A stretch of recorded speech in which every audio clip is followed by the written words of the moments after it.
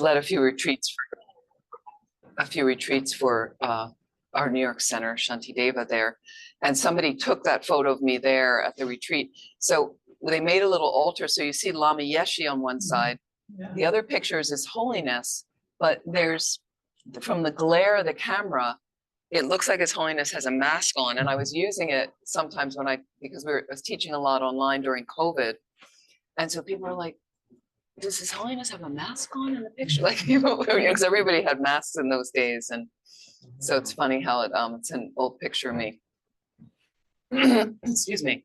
So this is a great time to check on your motivation once again. And I've mentioned that in some other classes, we have gaps all day long, a gap, a space that you can use because it's a mini transition. It's as easy as we just had lunch, but then the lunch ends. It's like another death. Okay, the lunch ends, and now there's another gap.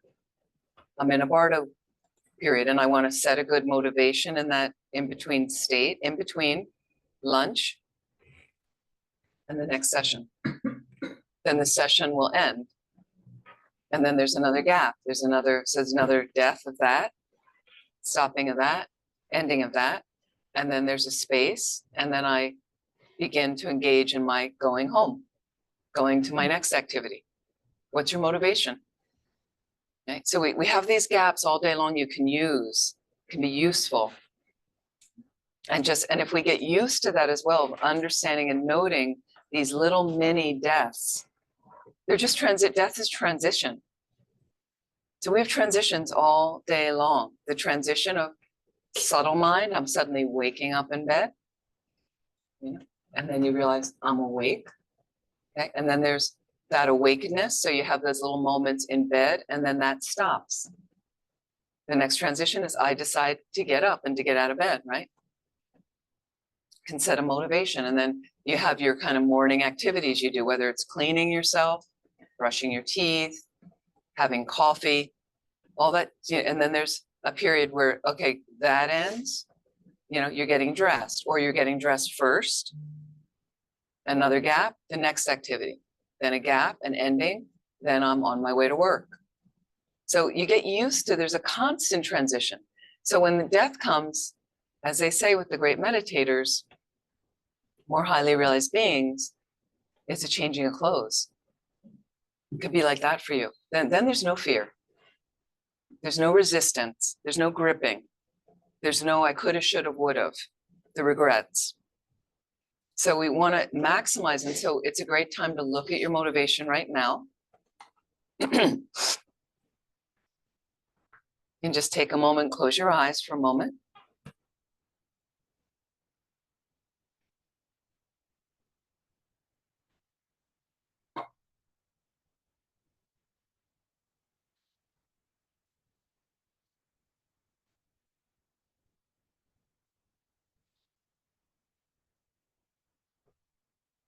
What's always available to you is just the breath.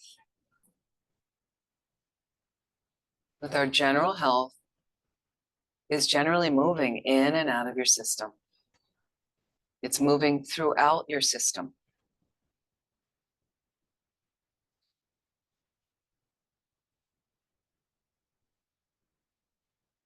Can I let it be more and more of a stabilizing force for me and my mind?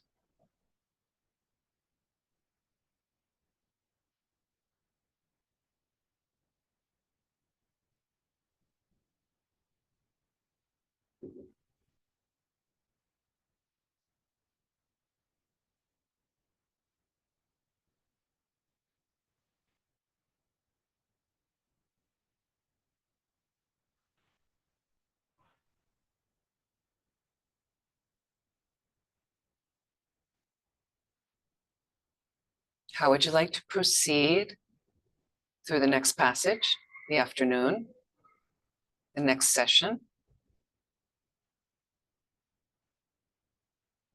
And think about if we can proceed again with that brightest aspect of ourselves, who we really are. a radiant light being with Buddha nature who can evolve into a fully realized being. We have that potential. And if I can direct my mind right now that for the remainder of this session, remainder of today's retreat, can I apply myself well in listening, reflecting, meditating to help me plant deep seeds in my consciousness, deep seeds of virtue, hopefully, or just get some information that I will use to further my path to awakening as quickly as I can so I can benefit all living beings. If you like that idea, please include it in your motivation right now.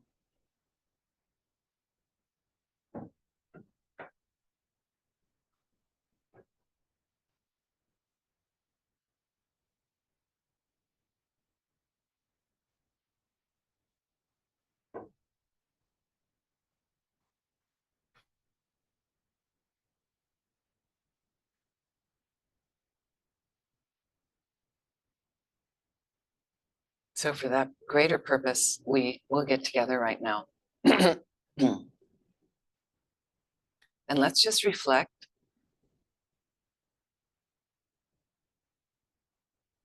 Death is certain. First main heading of the 9-point death meditation. Death is certain. First reasoning is everybody dies. The second one, we're another moment closer to death. Can you feel the ticking of your own internal karmic imprints and seeds that are supporting this life? Ticking and ticking away. Passing, passing, passing, passing.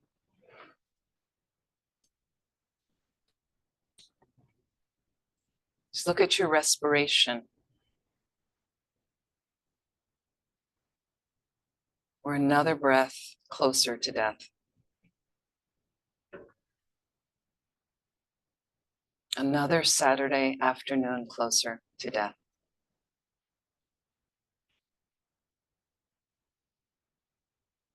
Another lunch closer.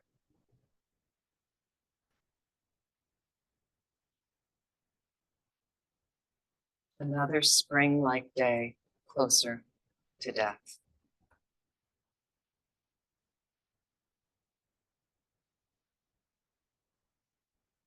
As if you were dropped out of an airplane without a parachute. That's your birth. And down you fall, streaming by all your life's activities, unfolding around you. Feel that experience every day, every month, year, hours, minutes, seconds, flying by. Nothing you can do.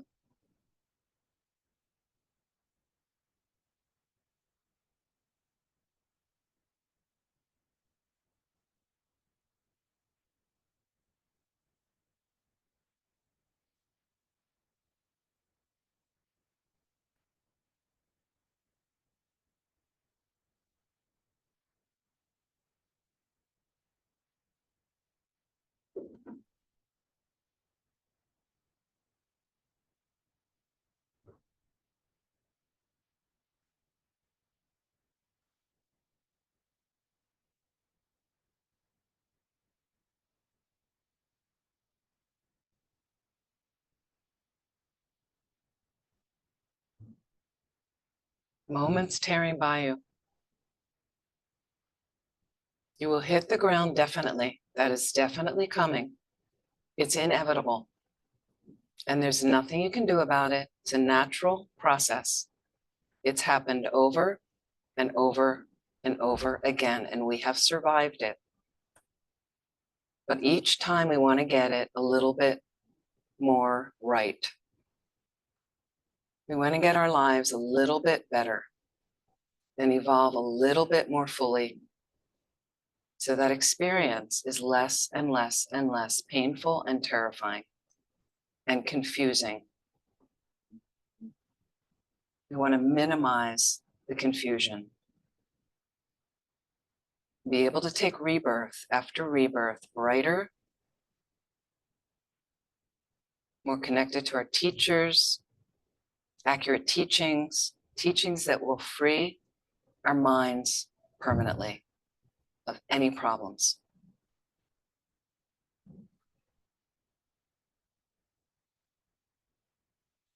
So once again, what can you realistically do in your life right now that will help you get down to that more valuable business? Make a plan right now. Just one little realistic adjustment in your life that will give you more time for Dharma practice.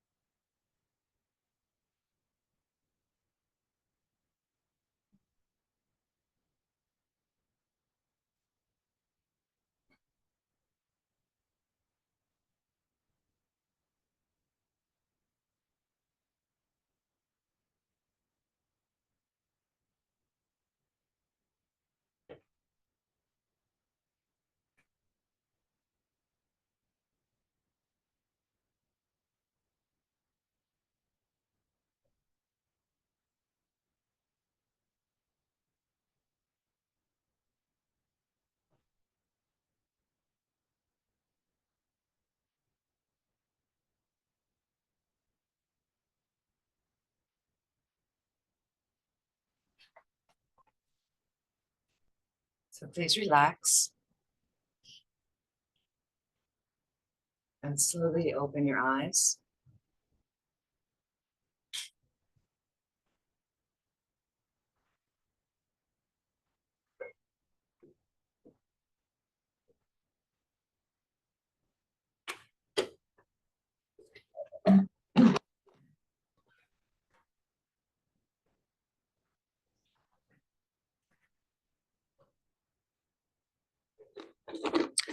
So at the break, I emailed Lizette. Thank you so much, Lizette. I send Lizette too many emails. I emailed Lizette a reading list of books that some of you may have gotten from another death course I taught here. And so again, there's a ton of different books on death and dying. And this is just a smattering of a page that I put together, books that I liked. And there are Dharma books on the list. There are books you wouldn't consider Dharma, but they're about dying experiences and things that I found useful. So Lizette can send that out at some point. I also put a link to the kind of famous red book from Lama Zopa Rinpoche of how to, and it's got an interesting title, How to Enjoy Death. You know, you think, really? So it's How to Enjoy Death about, there's a subtitle. I can't remember the subtitle offhand, but it's about lessening fear. Let's see if I can find that. The book is called How to Enjoy Death, with a sub thing, preparing to meet life's final challenge without fear. Okay, I mean, that's what we want. So here it says life's final challenge. You know, we have a lot of challenges in life. I often think of this big transition coming. That's why I'm working with smaller transitions to get ready like that. It helps me practice that. I think death is a more dramatic transition, obviously. The main death of getting out of this body into an in-between state and off to the next rebirth, as Buddhism believes. We have a lot of transitions, as we know. Okay, this actually says the print edition is out of stock. This is Wisdom Publications. There's an ebook for $20. However, there may be other options of ways to get this book. So I didn't know, that was just one thing I knew, that Wisdom Publications in the States has it. So you can get the ebook. It's very helpful because then you have it on your devices. Somebody's dying, you just show up, you have a lot of things you can do in the book like that.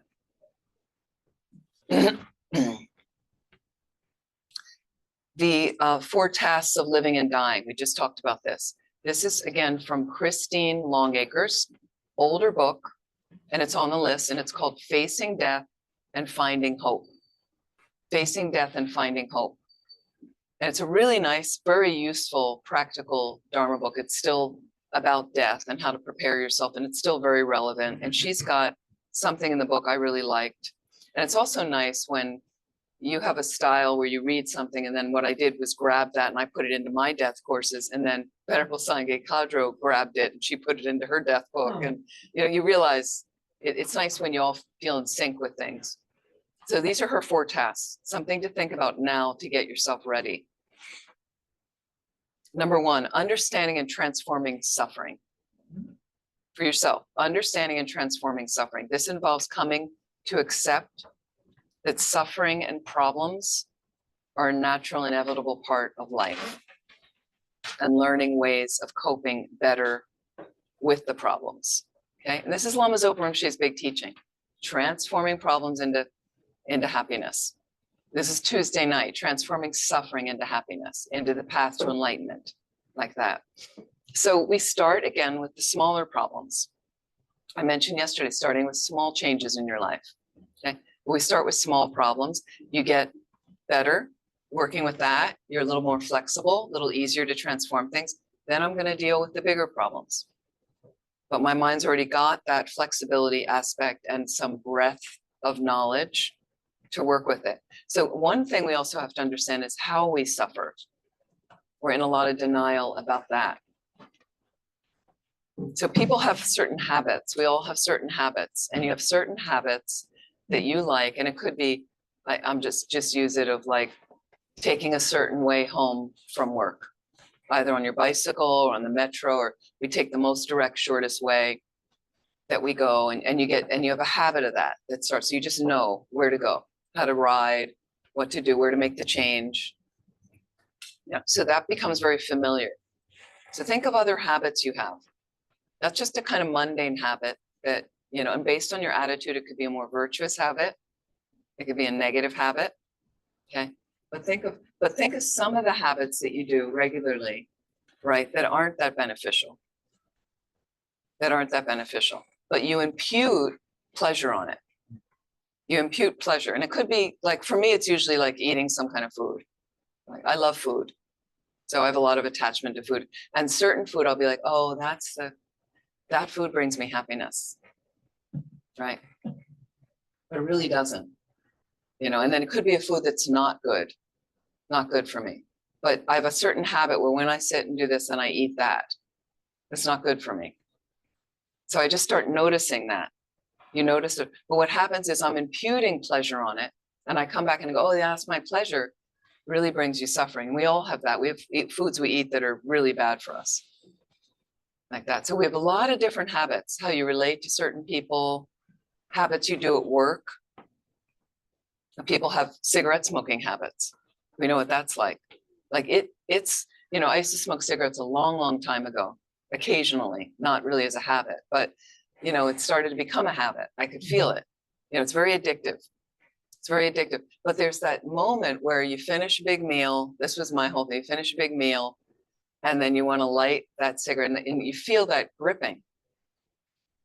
And you want to kind of, and there's this whole thing of the whole process of getting the cigarette out, and there's a pleasure associated, but it's terrible for your body. It's a terrible thing you're doing to your body. So you really have to understand your suffering and what you're imputing pleasure on at times. Is it really a beneficial thing for you? You have to look at that. And then when we are suffering and there is stuff that happens, this is samsara. So that coming to terms with the suffering, this is samsara, that's its nature. Samsara, that cycle of turning through birth, old age, sickness, and death, all of it is suffering. But we continue to try to place that something's going to be okay here, that I can fix samsara, right? I'm going to fix it. It's not fixable. It's not a fixable situation. So we mistake that constantly, over and over and over, like that. So coming to terms with that, you can read the middle parts of the Lam Rim. The middle scope is all about suffering. They break it into 3 sufferings. They break it into 6 sufferings, 8 sufferings. When we go, you look at that in the Lam Rim and you go, I don't want to look at that. I don't want to read those parts. Suffering, nature, samsara. Ooh, it was me when I first came in contact, my first course, when I heard the next day's teaching, we're going to be on the lower realms of existence. I didn't really know what they were. I read a little bit about them. I skipped that session. I didn't need that. Okay, so we had a lot of that where I'm skipping that part of the Lam Rim. That's really unpleasant. Maybe just put it to the side and then come back and revisit. You know, there's a lot of interest in there too when you start to realize what I'm imputing pleasure on that really is making me suffer. So we want to learn and deal with that. Number 2 task, and this is about fixing your relationships, making a connection. Okay, that's now. Healing relationships and letting go. So one of the things is just right now from this moment on, are you communicating consciously, compassionately with others, clearly, authentically, honestly? Let's do that from this moment on. So I don't have a lot of stuff I have to clean up. Like a lot of my inner, we're not going to do it perfectly, but for the most part, trying to be kind with people in my body, speech, and mind, present with them when they're talking, you know, acknowledging all people in an equanimous way, not that you're better than this one and this one's better. And so that's just from this moment on. Then I have relationships I've messed stuff up. Can I clean it up? Everything can be cleaned up. So one thing is I might be able to engage with the person now, gently, compassionately. They're willing to forgive. They want to talk about it. Let's talk about it. Let's find the appropriate time for both of us. Let me try to bring my tone down, or I felt really hurt by them and I feel resentful and I want to discuss it. Find the right time if it's possible. Tell them it's important. You want to talk about it and see if you can clean that up and ask them for forgiveness or forgive them, or just find a healthy way to connect. Okay. And the ones you can't meet, maybe somebody passed away and you felt really wronged by them. They abused you. You hurt them. So do it in a meditation. Put them in front of you. Do it in a meditation. Say what you need to say. Right? So try to just speak calmly, authentically. Forgive them. Ask for their forgiveness. You know, we often make big mistakes just because we don't know. We get confused. We don't have a direct perception of emptiness. That's human nature. Human nature, limited. That's all. Then you do the best you can in that process, those processes. Do the best you can, and then I have to let it go. The rest of it, I've tried my best, and maybe the person is still alive and they don't want to see you. They don't want to discuss it. Let it go. You've at least made a gesture. You've worked with them in meditation. Let it go. You've tried. That's all. Does it hurt? Yeah, you might acknowledge the discomfort, the pain, and then let it go. Nothing else you can do. His Holiness always, I've quoted this a lot, quotes Master Shantideva in relation to problems and suffering. Ask yourself, can I do anything? And this is even global scale. We talked about the march tomorrow. It'd be great to go. Things like that. Maybe we go as a class and all that. I think probably better, you know, I was thinking about it at the break. I'm thinking probably better we just continue our class here. You know, we hear there might be violence. And so, but you ask yourself something like this, should I go? Should I not go? Should I make a decision? And then and Master Shantideva is like, what you figure out what you can do, then do it. Okay. But do it with compassionate wisdom. You know, you don't just go, I'm going to bring rocks and I'm going to make, you know, throw them at people. And no, with compassionate wisdom, I decided I will attend the march, you know, with the right motivation, with maybe a motivation of love and connection. So I'm going to go with positive connection, everyone. That means I'm not yelling negative chants. That means I'm not throwing anything at anybody, you know, not trying to hurt anybody with my speech or my body or anything like that. So, or you make a decision, I've decided, no, I'm not going. I think it's better to continue the Dharma practice, the retreat or something like that. And then you act on that. And then the things is you decide sometimes there's nothing I can do. Then you let it go. Master Shantideva, the famous quote of his famous exercise of you can either, the world is full of rough patches and it's uncomfortable for you to walk around on your feet. So your choice is cover the whole planet with a soft material to walk on. How realistic is that? The other option is put the soft material over your own feet. Fix your mind. Then everything is smooth and comfortable. Fix your mind. I can't fix everybody else. That's impossible. But I can fix myself. And that's the only thing I can control is my mind. And we kind of realize our mind's not really in control, right? So that's what I need to fix. I can't worry about you. I'm not going to control what you're going to do and what you want to think. You can do that. We can try not to harm each other in that passage, or that you can't fix your mother. Sorry. Can't fix your partner. Sorry. Or your neighbor or your kid. It's not possible, right? Just your mind. So let's put the material over our own feet. That's more useful. That's more realistic. Number 3 task, cultivating a spiritual practice. We've been talking about this, okay? That's the main thing. Don't wait anymore. So when I asked you, realistically, make a plan of something small you're going to adjust in your life. Did you do that? You have a plan on Monday? You're going to do something? Okay, some people are looking at me like, huh? What's she talking about? Make a plan, get it started. Don't wait anymore. Don't wait anymore, because soon you could be gone. And then you'll go, I should have done the, for me, a big lesson. Some years ago, I had a friend that died of ovarian cancer. She became a nun right before she died. It's not a way you want to die.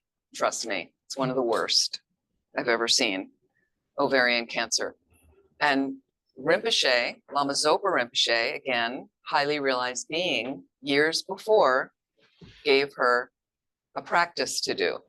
She went to him, she wasn't sick, but people go and they want to consult. I want my life's practice. Many people have done this, many students. Can ask any teacher, what should I be doing? So she went to Rinpoche, and a lot of people were afraid to go to Rinpoche because they feel like he gives a lot of practices. Okay. But if you believe, think about this. There's other teachers like him. Well, really nobody like him, but other teachers at that, kind of level. If you go to other people in your life and you ask for advice, your friends, your family, should I take this job?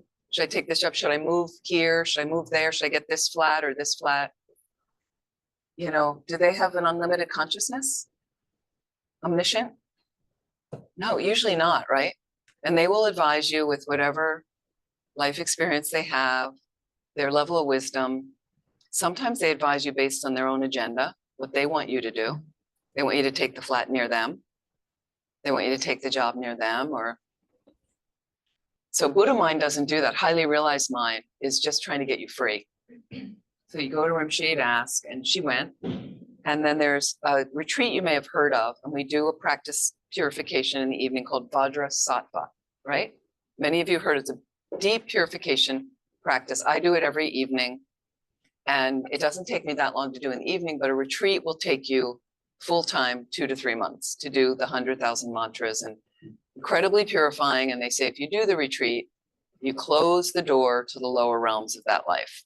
You won't take lower rebirth in the next life, supposedly. Okay. So to do 2 to 3 months, it's a lot for 100,000. So she got 700,000 Vajrasattva mantras to do. That was over Rinpoche. Okay, that was a lot. I remember when she told some of us, we were like, you don't know what to say. You're a little bit like, sorry, Or the people I know that Rinpoche gave 1,000 nungnes. It's a fasting retreat. 1,000 nungnes is unbelievable, right? One of my friends got that. So Rinpoche obviously sees some obstacle. If you have faith in that, sees an obstacle in your life, You asked, and if you ask, follow the advice. Otherwise, you create huge obstructions in your spiritual path. She couldn't get started. She could never get started on the Vajrasattva. It was really, it's daunting to think of. But sometimes these practices, if you just get started wholeheartedly, it changes, the outcome change. You're changing the karma by doing it. And you're changing the karma by following the advice. Highly realized beings. I've heard this several times with people. She couldn't get started. She got ovarian cancer instead. So it's another way to purify. Not really what we want to do. Not don't want to do it that way. You can shortcut negativity, the obstacle, by doing the practices first, and that can purify the negative tendency like that. But it ends up that she ended up with cancer. And when she was dying, and I remember what we would do, she was too tired to do the practices. It's another thing that happens when you get sick. So she'd be lying on a sofa, and in shifts, we'd go to, and I went to the house, and I was sitting on the floor doing the Vajrasattva with her, for her. She couldn't really do it, but she would visualize. And then I'd recite the mantra. And then at one point in the middle, she stopped. She interrupted me, and she turned to me. And all of a sudden, with this, like right through me, and she said, I should have done the practice. Like I should have done the Vajrasattva. Like she just saw that she should have done it, but it was too late then. She was too weak to do. So please, this is what happens. You don't want to be in that situation and then the regret, and then you go. So back around, you come again, over and over with some of this stuff not purified. And I don't know what her dying experience becomes like that. So we have every opportunity to act now, to do something now. And you just start small, little bit, build, understand, write your questions down, get those answered, a little bit more, unfold, come to another class, another teacher. It's okay. Everybody okay? Am I freaking people out? But this is what it's about. This is what it's like. We have to get ready. And we have every perfect opportunity right now to get ready. Number 4, finding meaning in life.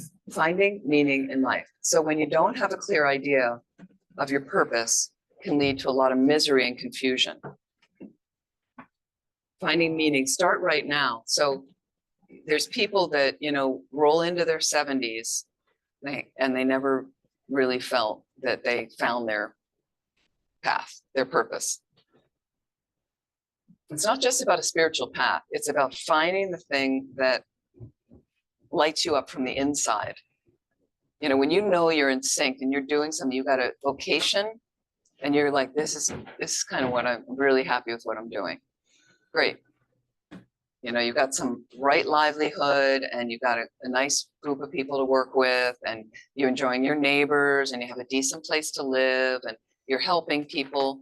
I find a lot of the meaning in my life is directing my energy to helping others as much as I can in many different capacities that I can. So it just always feels right for me. Like this is what I'm supposed to be doing. So it could be teaching, but it could be working with the homeless. It could be helping somebody die. Could be talking to kids, sometimes working with an interfaith group I do back in Pennsylvania, working with some diversity workshops. There's all kinds of things, but it's a lot of geared outside of myself. Not about what I need, but it feeds me. It gives me what I need as well, but that's not the focus. Does everybody understand making meaning? Making meaning in your life? Very, very important. So try to figure out what kinds of activities. You can look at different things. It's not just a Dharma thing, but it's really something that you're driving your life towards. It can involve some spiritual practice.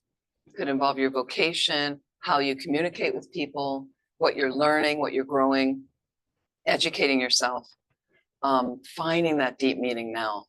And then so don't worry so much about how am I going to support myself and the money. And when I got into the Dharma, I had a career, but with the Dharma, I kind of let go of the career and then started using those skills in Dharma centers, but the centers didn't have much money. So I didn't have much money. I wasn't getting paid much money. And that was a hard time because I didn't have, my friends were all soaring and that, and kind of questioning what I was doing. And I didn't have some money to do certain things I used to do. So you start wavering a little bit. Is this the right decision? Because our external world values that so much. and things. So, there was some doubt and questions, but I just kept being, but this really feels in here, this feels like the right thing.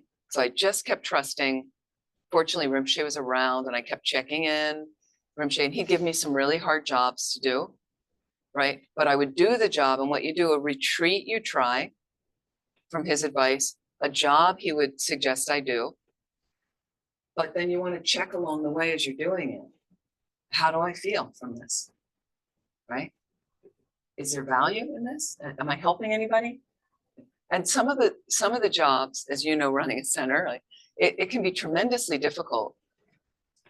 You're dealing with a whole bunch of different people. I was running a couple residential centers. They're even more challenging than city centers. People are living there. You get all kinds of characters that come and live there, all their different things and different cliques and different stories. And so sometimes it was really, really hard. But somehow when I went to bed at night, I was like, I think this is good. This is what I should be doing, as hard as it is. Slow. And then a retreat, I might do a short retreat, a weekend, longer retreat, and then a practice room she would suggest. And then I'd kind of check in with my mind, like check in with myself. How was that? And I'd see little improvements, little shifts like that. Make sense? Everybody okay? So learning to trust that, learning to, it's harder now because some of the highly realized beings are not as accessible. It doesn't seem like some of them are growing up. They're young. They're not as, we don't find them as much of that level that kind of escaped Tibet. It's a different time, but you can still connect with them like that. The teachers I mentioned yesterday as well. So we've been given, and one thing just to know, actually, no, I didn't mention that here. We've been given at the meeting I attended recently, and it was really nice to hear this. Our organization now, so people would check with Rinpoche, different things. Center director, certainly. You might check in about the center. You have the center wants to buy a new building. They decide they're going to buy a retreat center. They're like Lunan did as well. And or individuals check in about their practice like that. Rinpoche would be leading a retreat somewhere, so people would attend and get time, getting the teachings directly. And so at this meeting recently, we were told that we now have 3 advisors, highly realized beings, we would see, 3 advisors that now are teachers we could check with in Rinpoche's place, with Rinpoche not being here to check with. And they're all around 40 years old, so it's the next generation. And I'm quite close with all 3 of them, well, 2 in particular. And so His Eminence Ling Rinpoche, His Eminence Song Rinpoche, and Serkong Senchob Rinpoche. So those 3 lamas, Serkong Senchob Rinpoche is a lay lama. He teaches and lives predominantly in Dharamsala, India. His Eminence Ling Rinpoche also has a residence in Dharamsala, India, but he travels a lot, extensively. And His Eminence Song Rinpoche, based sometimes at Gandhan Monastery in South India, he also teaches.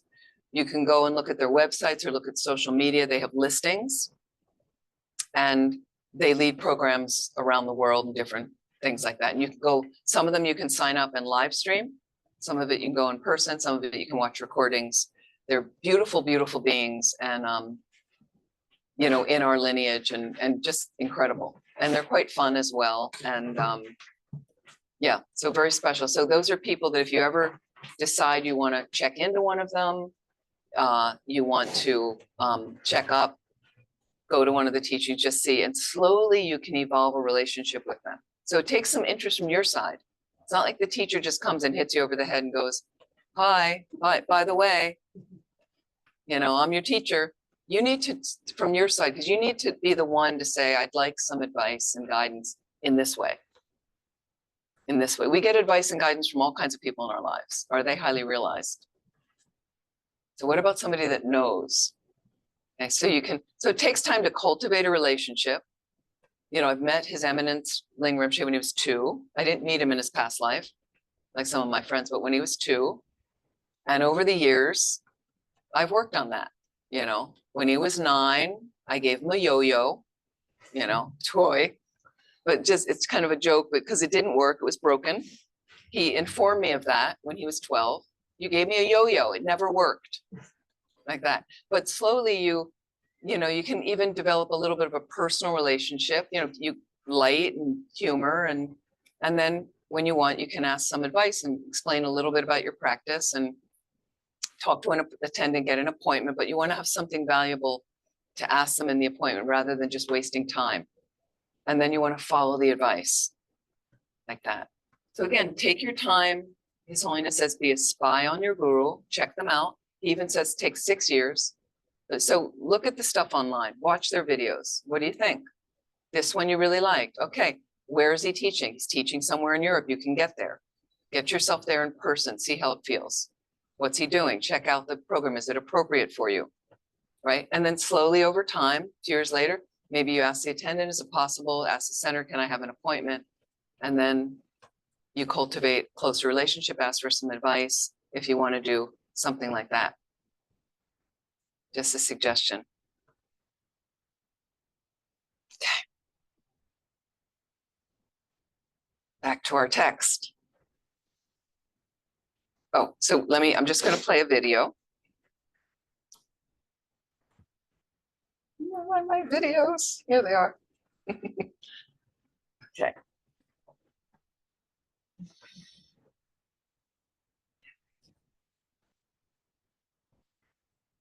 This is a video from Lama Zopa Rinpoche.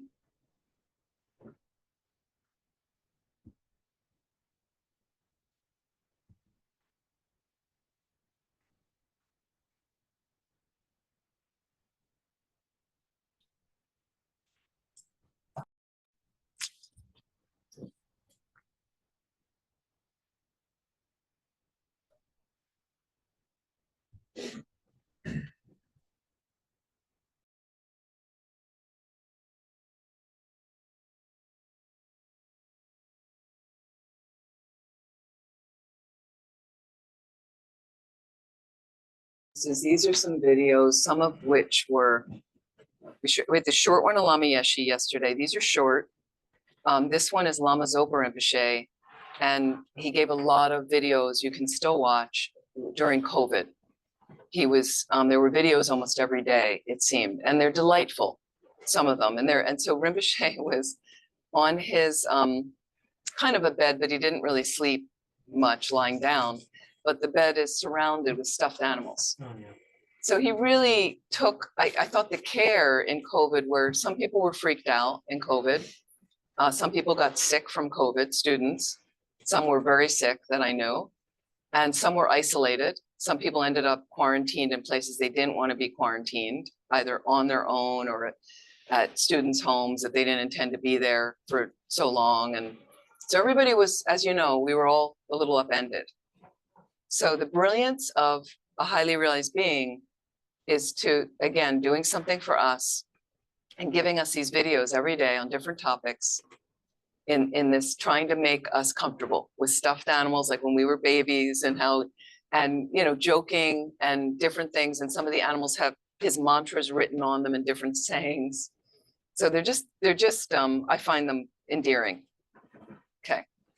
I think we need to connect this to your computer, otherwise it might, well, we can try. Okay. But I think actually we need to connect with that. Okay, because we did, the other night, we did a great, it worked pretty well. Let's try. I just want to get which one I want to show right now is. Okay. So Rinpoche says, again, in corresponding to spiritual practice. And the third I want to bring up before we show this.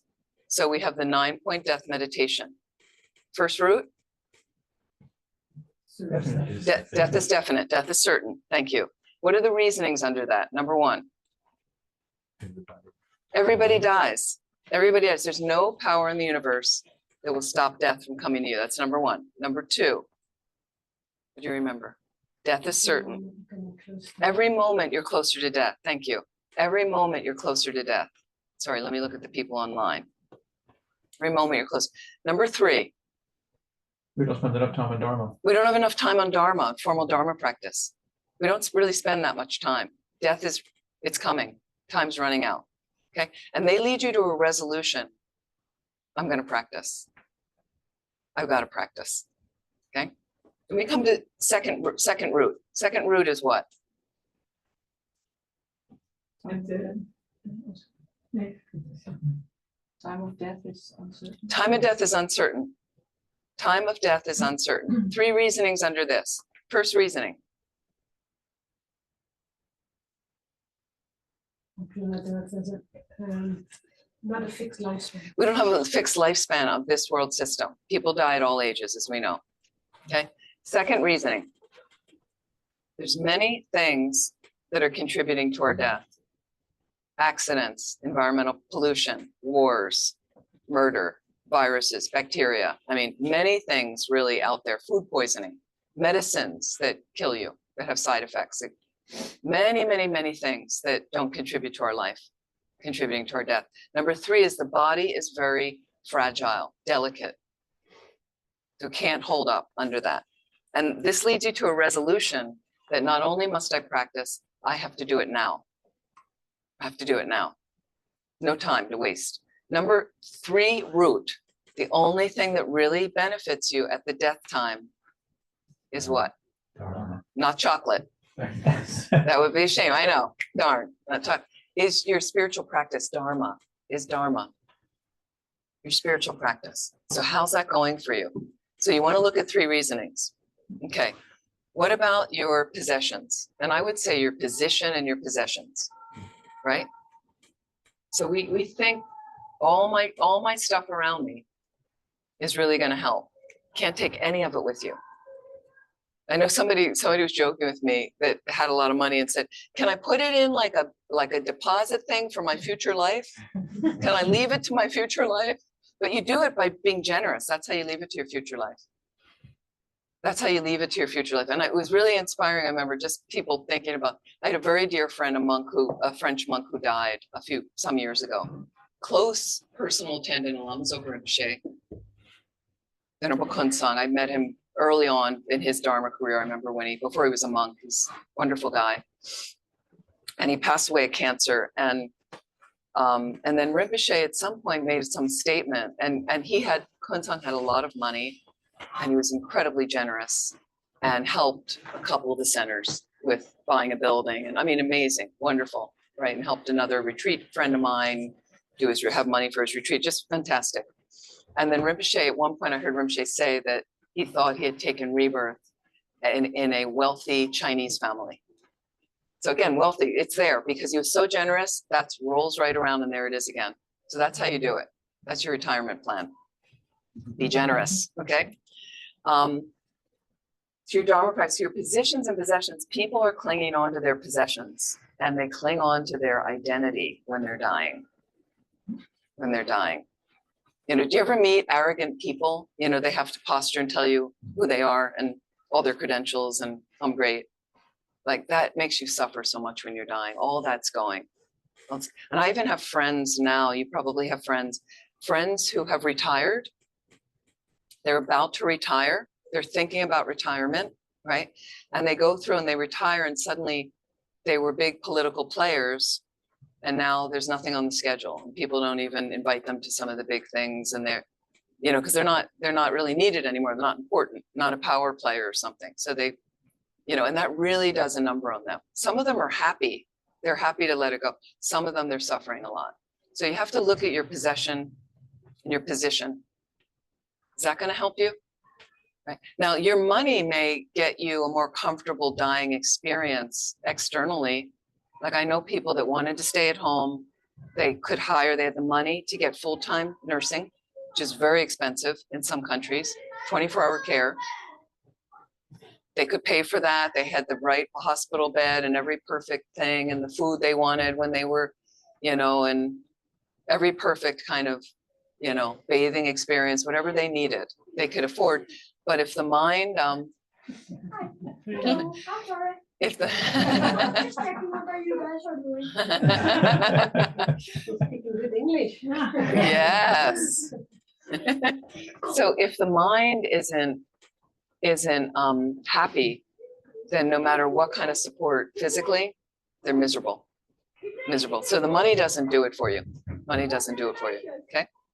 So the second root under the only thing that really helps you at the death time is your Dharma experience.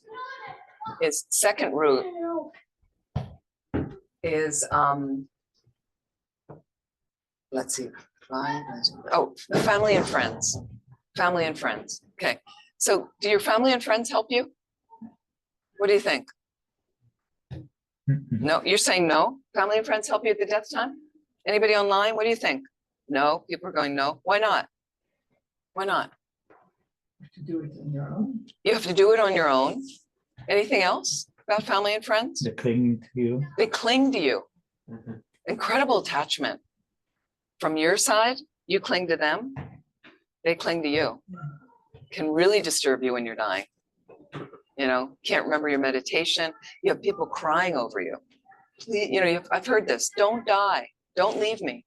I can't live without you. What's that like when you're dying? You have no control over your dying. You have a very serious illness and somebody's begging you not to leave because they can't live without you. So think about that. People cry over you. You know, it's unbearable. This might be the last time you see this person. You have to say goodbye. What is that like for you? Torturous. Okay. Now, there are people with family and friends that know your Dharma practice, right? So we've had groups of people around somebody doing the practice. Can be really, really helpful because you get a bit lost in the practice when you're dying. You forget. So that's a great thing to do. It's a great thing. That's the way people can help. You know, as long as there's not a tremendous amount of attachment and things like that, but very helpful. You know, if you have people around you that are not Dharma people.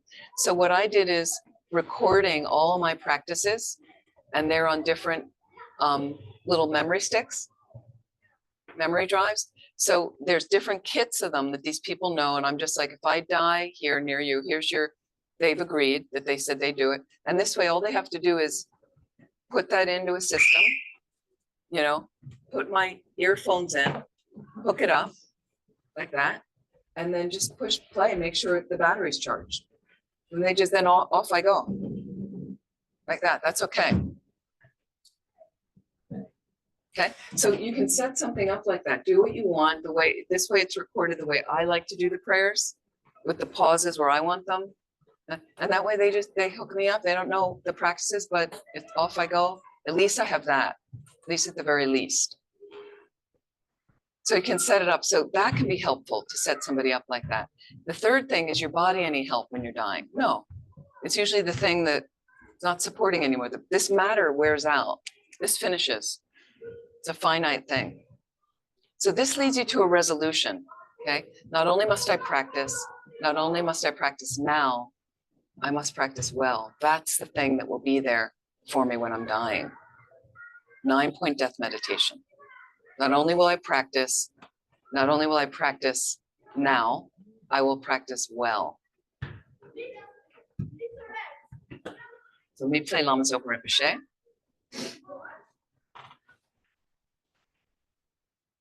And this is about Rinpoche saying, explains, recognizing the reality of death reminds us to practice Dharma. Not just to practice Dharma in this life, but because we don't know when we will die, to practice Dharma right now. These are teachings from 2020 in Nepal. And so this was during COVID when he's got his stuffed animal friends around him.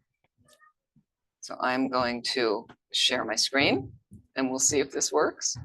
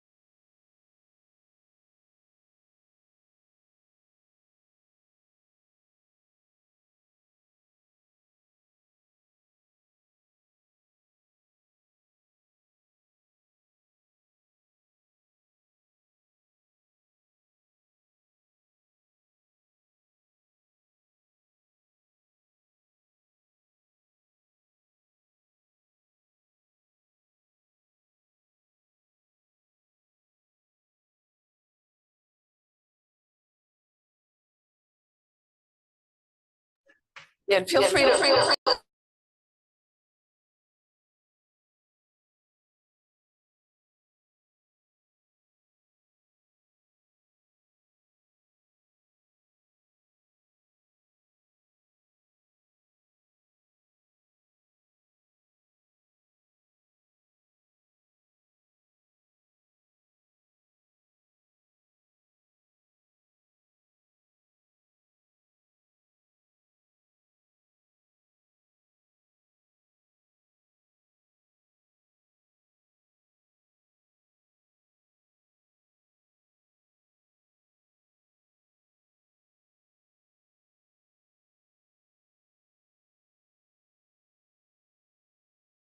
So now Yeah. my- So you see what Rinpoche has around him, and you make it fun. I mentioned the little alligator on his right and the porpoise on the left. And so people would bring these gifts, and sometimes Rinpoche would buy them passing through an airport. Mm. And I remember at one Light of the Path, he's trying to lighten us up. And like we sometimes come into retreats and Dharma practice, spiritual practice. We're very, very serious, aren't we? We're very dense in a way. Like, you know, sometimes I see in retreat, you know, people, they go to retreats and they're all in the beginning of the meditation, you know, so you have to relax. And Rinpoche really shows this to us, a relaxed way to practice Dharma. And he's also very intense how he practices Dharma, but from a relaxed place. So I remember one time Light of the Path, he has a side table and then he has his front table, and the side table, somebody brought some little stuffed animal, and somebody brought, there's a big ad in the States now for an insurance company. And the mascot is a gecko, if you're familiar with a little lizard. Okay. So the gecko, and then Rinpoche said, oh, this one is not happy now with this one. Like he'd always interrupt and play them like that. And you'd see like somehow the gecko would be like, you know, and then the other one next to it would be, you know, it's just over and over. It's so funny. Okay, I'm going to go back.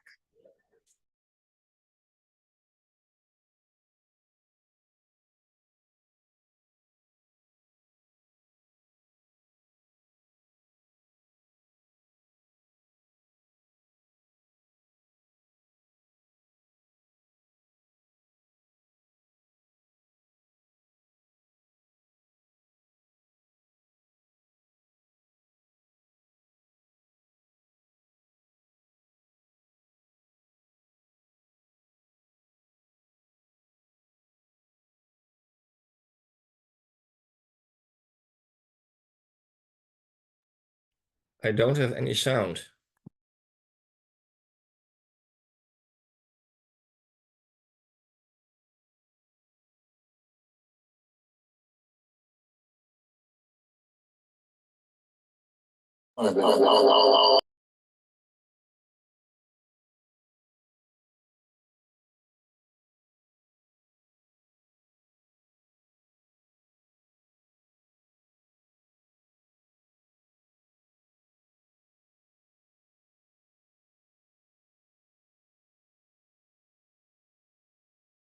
Yes, let's add this here. It's funny, we didn't have to do this the other day. We had it. Not sure what. It's always different. Yeah, Okay. It's so impermanent. It's impermanence.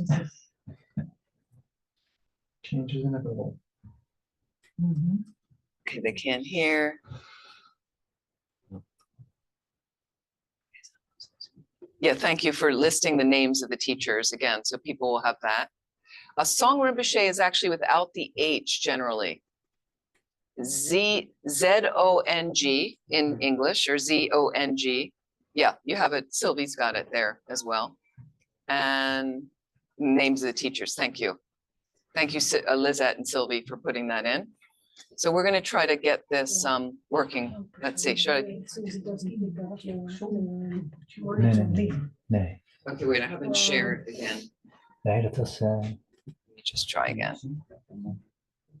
Otherwise, it's easier if it's accessed from the home, because then we don't have this Okay. interruption. You can do that. Yeah, it's funny. The other night it worked great, but anyway, it's always different. So that's okay. Yeah, Lizette, if you want to share that video. Yes, if somebody could make me co-host. Yes, you already co-host. Yeah. 양측이 Rinpoche. Okay, 네. so it's the, I'm not a co-host right now. it's the second video, the recognizing impermanence in death reminds you to practice Dharma right now. Well, your co-host now, Lisa, you went out and in, I think that's right. We'll try.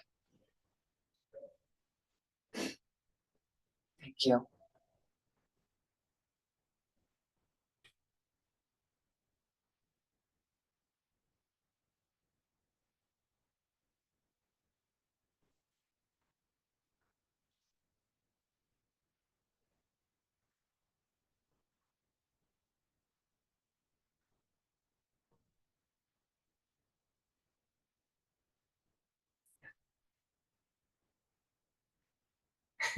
Looks like she thinks we're looking at seeing it. Actually, Lisette, we don't hear and see anything. We do see your screen. Only the first, We only see the screen, but nothing moving or making. Okay, sound. now, And if we can, yeah, she's gonna enlarge it, I think. Oops. Something with karma and see. Yeah, it's funny. It's different every time. Actually, what I think when Yeah. you were just sharing, Yeah. maybe, you were sharing some from here. I think actually you forgot to put on share computer sound, and that is why they didn't hear what we did. Okay, because I could try that But again. she Let's said it's see. trying Yeah, if she's again. got it then.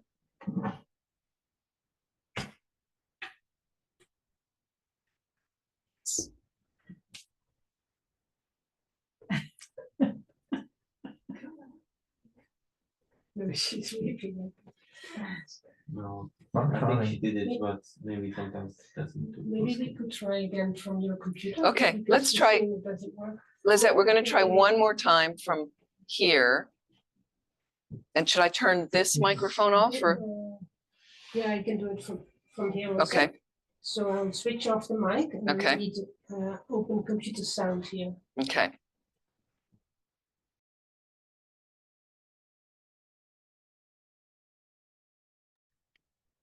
So sorry about that. So it's not working out.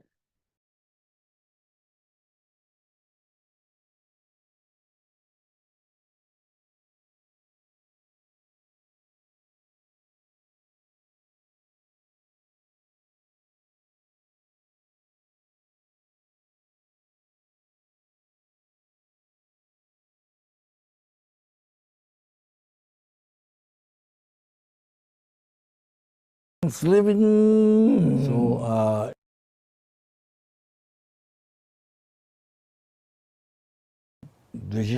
Dharma. Everything has to be Dharma. Holy Dharma, not Lord's Dharma. All the, okay, that's enough.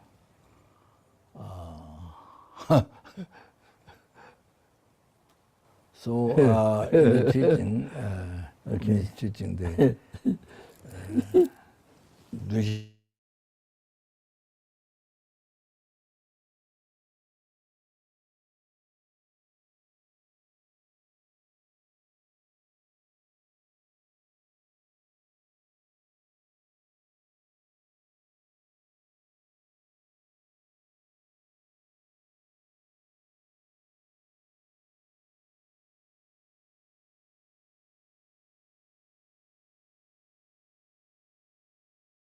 This is the way.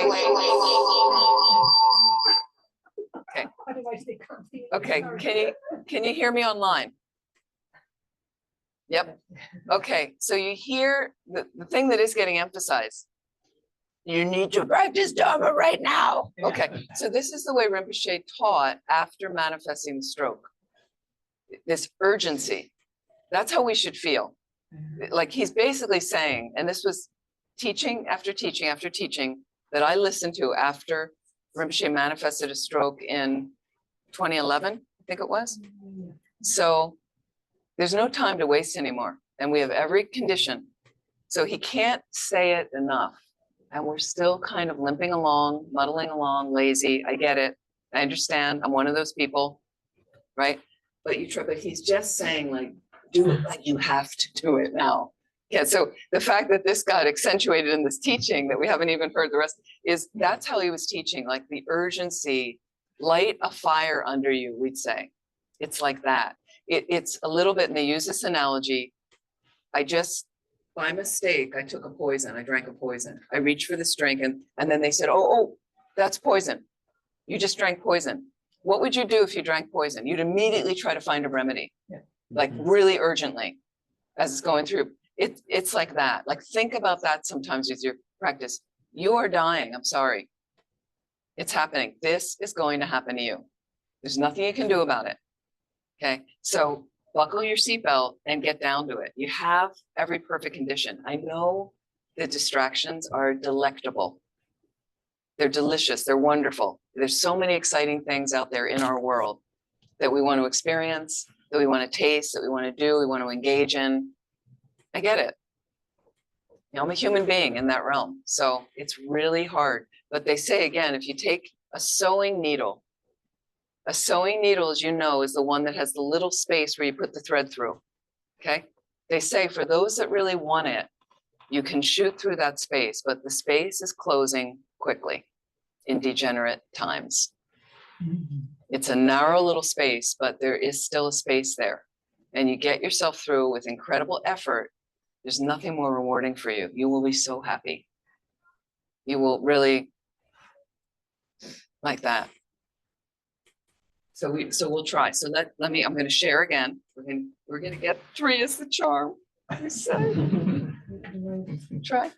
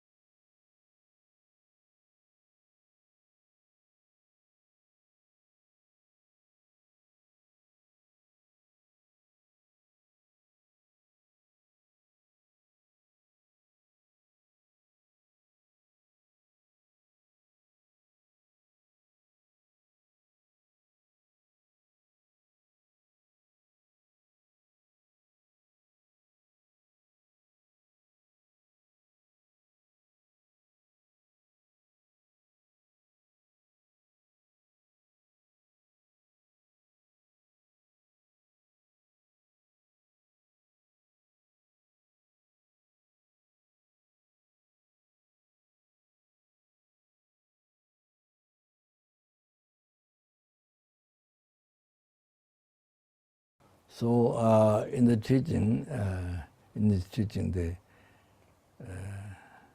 dushi tamjing nani chichuame tab dushi regards the recognition of all the recognition among that. Best one is remembering impermanence that, recognize impermanence that.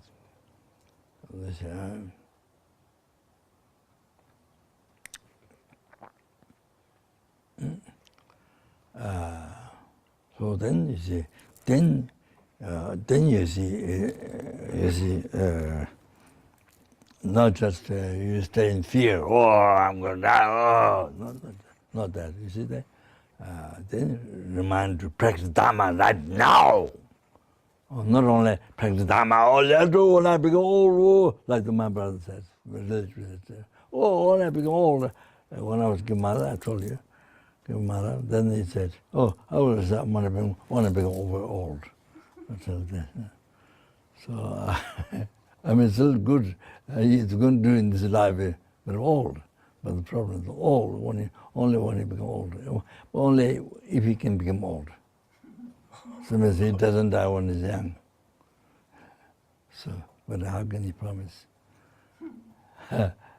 Even you can't promise one day to be alive. So, even 1 hour, you can't promise to be alive. So many people in the world today who lived for so long, so many years, but so many died today. So you have to know that. So like that. So it reminds to practice Dharma, right? See, not to practice Dharma in this life, but practice Dharma since death is, only to recover, not definite, so must practice Dharma right now. Right now. Then when you die, neither the surrounding people are benefited to you and the country.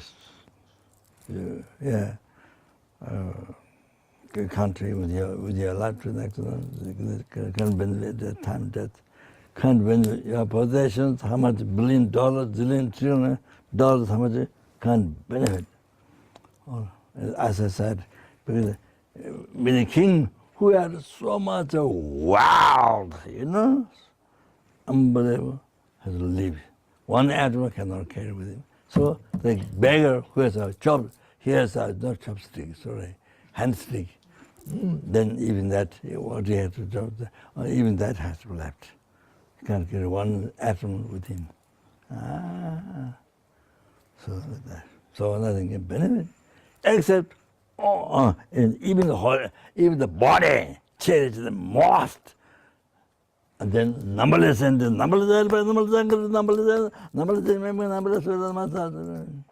yeah, no other being left out. Cherish the most. Even this has to be left out.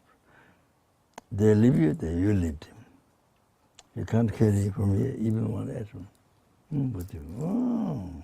So what can benefit, what can help you that time? So, Holy Dharma. Nothing else. That. So, Kunguli practice all Holy Dharma. So that means not only listening to meditation, not only that.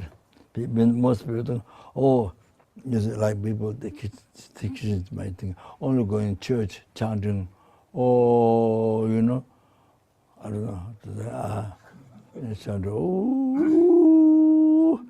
only that's only religion.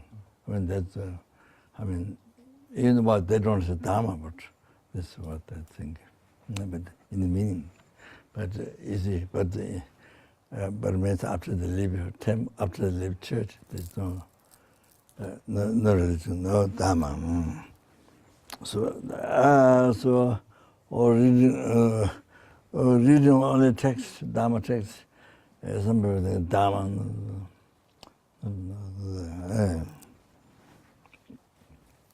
Not all that. Somebody maybe only second religion Dharma. If you don't do second then you are not practicing Dharma. Only some people think meditation, Dharma. You don't meditate, Dharma. Dharma. You don't sit there. When you're Krishna, you don't Dharma. All that. So then eating, not only prayer or listening to program, eating, going to toilet, eating, drinking, walking, sitting, sleeping, walking many hours. So everything has to be Dharma. Everything has to begin Dharma, Holy Dharma, not Lord Dharma.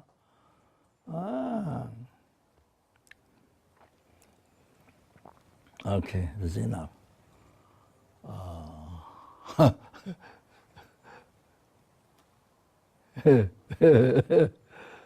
Okay.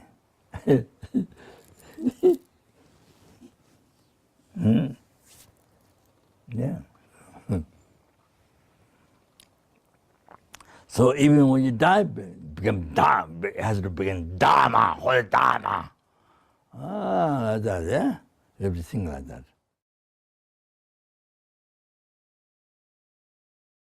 Like that, yeah? Yeah.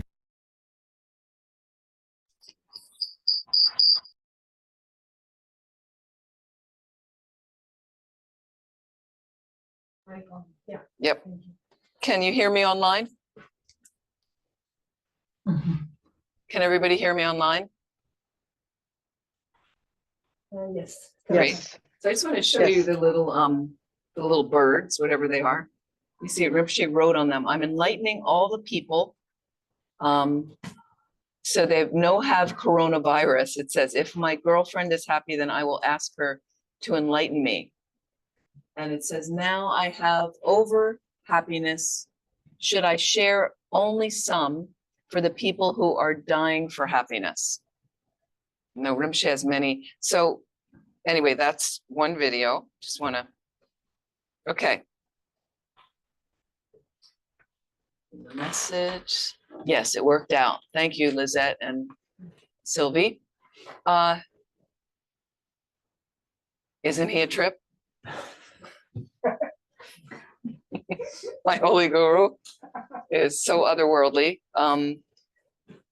Has anybody here met him other than Lizette, met him in person and been to some teachings? Okay, yeah.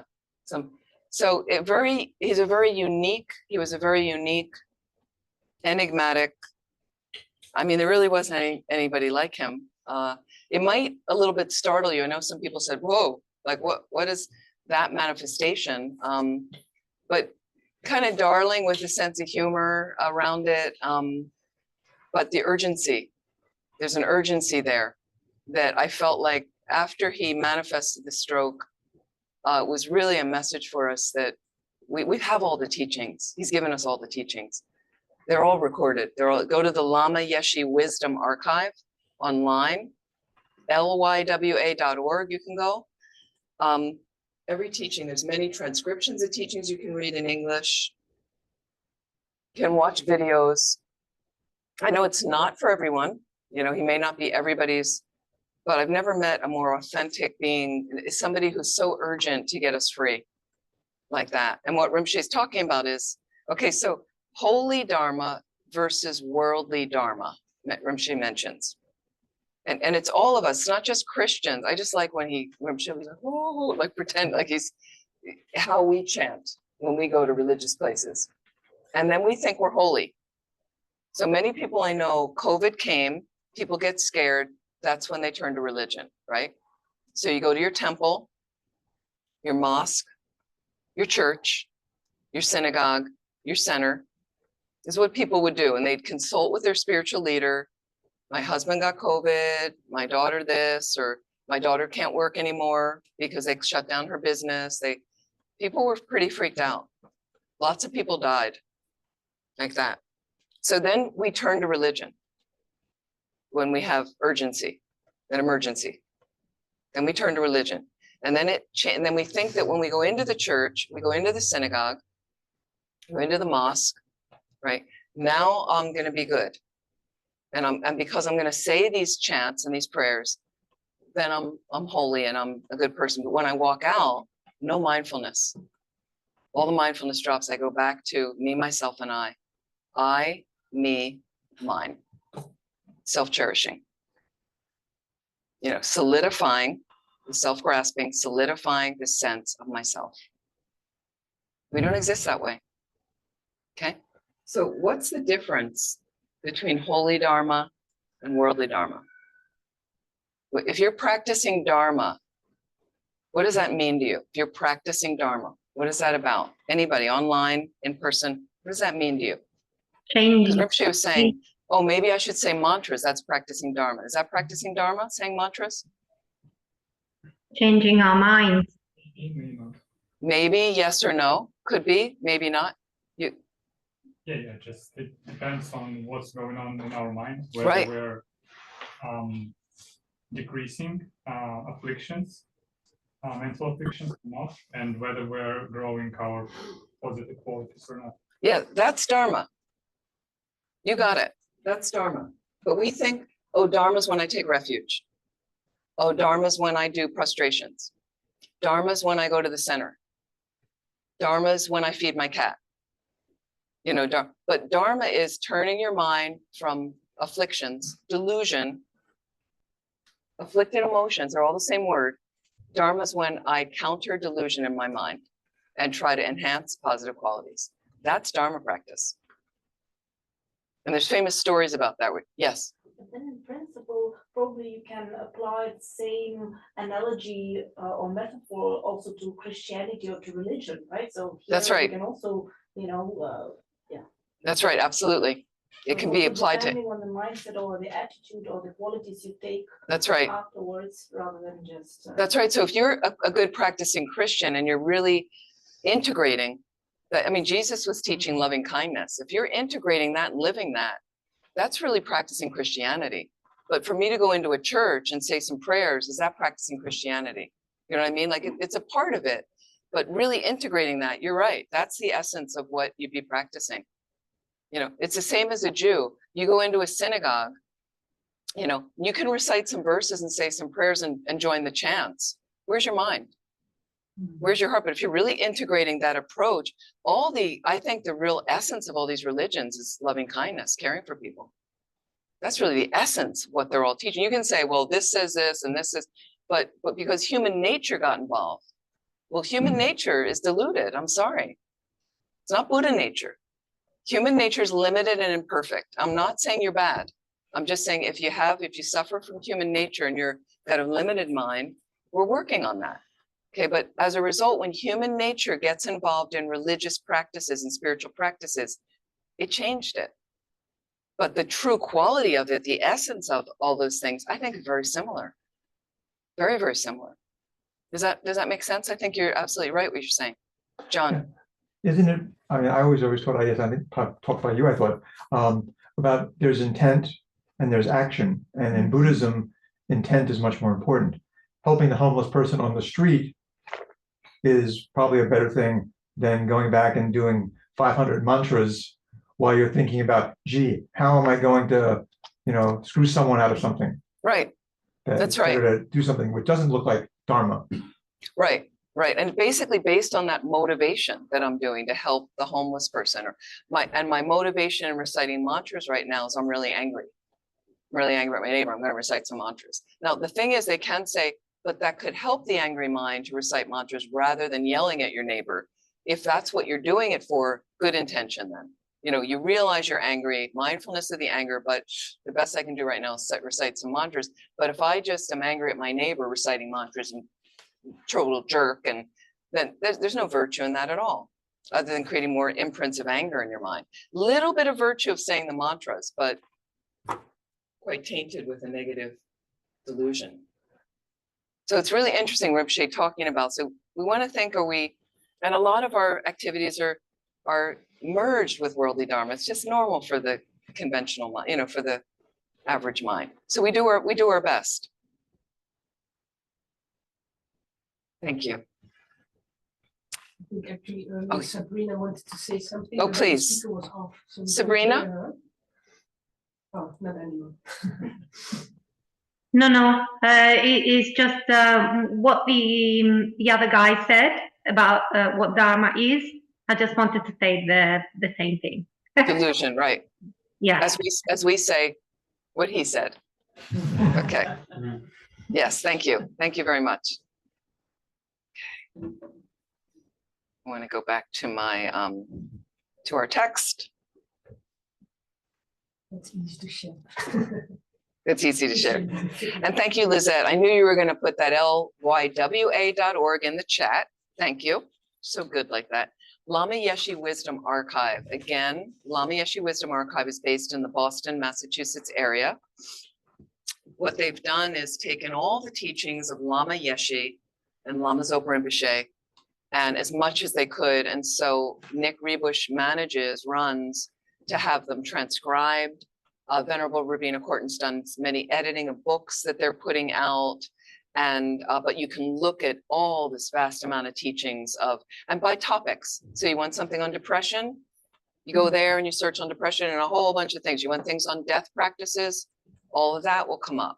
Bodhicitta, emptiness, all these things. There's some videos, transcripts in English. There could be transcripts in other languages they're having translated.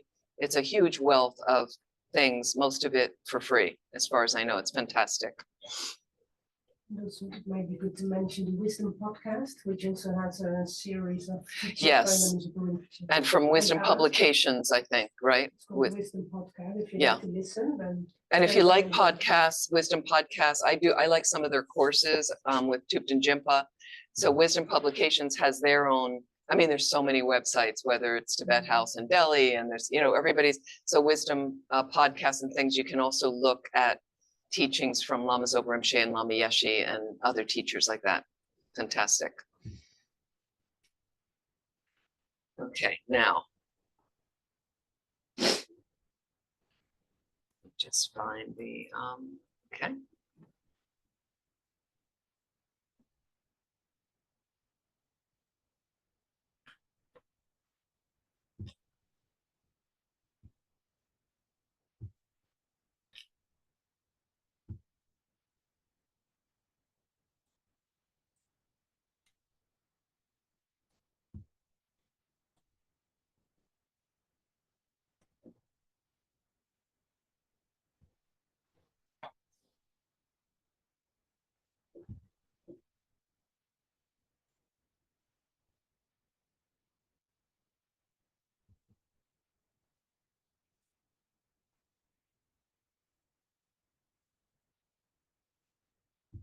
Let's see if this works.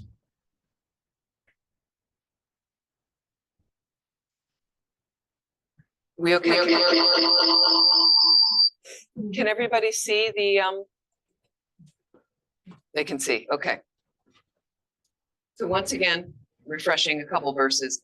Though I struggle pitifully to say my final words in Last Testament, to express my sorrow, when my dry tongue, your tongue starts drying up as you're dying, I can't, a slow death, I can't make others understand. I'm overwhelmed by intense despair. This is going to happen to you, or this is going to happen to me. Okay. Think about, how would you feel? Have you ever had a moment you wake up or something you can't move? Something's not, like you're all of a sudden in tremendous pain in your leg or tremendous pain in your side, or your tongue's really dry, you can't make yourself understood, or you're coming out of surgery, right? You're not really focusing, people are visiting, you can't really see them, you can't communicate with them, there might be a tube down your throat. How do you feel? The vulnerability launches huge, like a dragon out of you. Fear, and here's the big thing, you're not in control, are you? We love control. We love control. And most of our lives, we wake up in the morning and you control what you're going to wear, when you're going to bathe, what you're going to eat, where you're going to go, who you're going to meet, what you're going to say to them. We never think about it. It just operates. And then you start aging. For those of you that live long enough to age, think about it. Some people don't. You start aging and systems start getting interrupted. I have friends now saying they can't remember as well. And losing some memory and losing, and sometimes I've said to them, I think it's a process of, I mean, there's obviously people having neurological issues and things like that, but I wonder if it's a process of we've just taken in too much information by the time so there's only so much space in the memory bank, right? But it does happen for people, and the fear, I think a lot of people think about dementia, if they develop that and they don't have people to take care of them, or they don't have the right system. So how will you be? How will you be with that? But what if you have an active Dharma practice happening? You've at least tried your best. So if that happens, it's happened before for you, by the way, because you've had beginningless rebirths. You've been through dementia before. You've been through surgeries before. You've been through different pain levels and confusion in your mind and the dying process. Okay. How's your mind going to be this time around? Have a chance to make more and more positive imprints. So whatever's happening, you're just watching the ride, and you can watch it more peacefully, or we can watch it with a lot of confusion and fear. Because sometime it's going to happen. It has to end like that.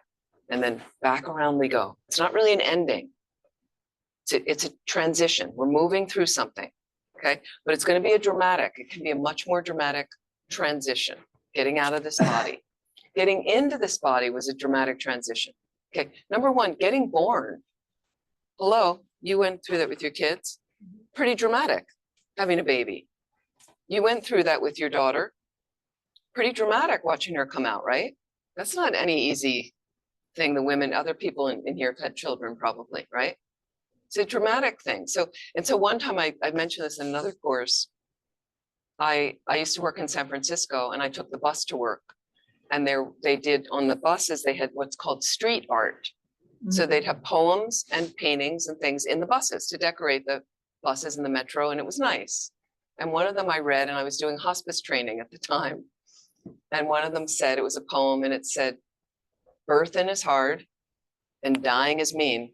So best to get yourself some loving in between. And I thought, that's right, that's what we have to do. So love is really, think about, for me, it fixes everything.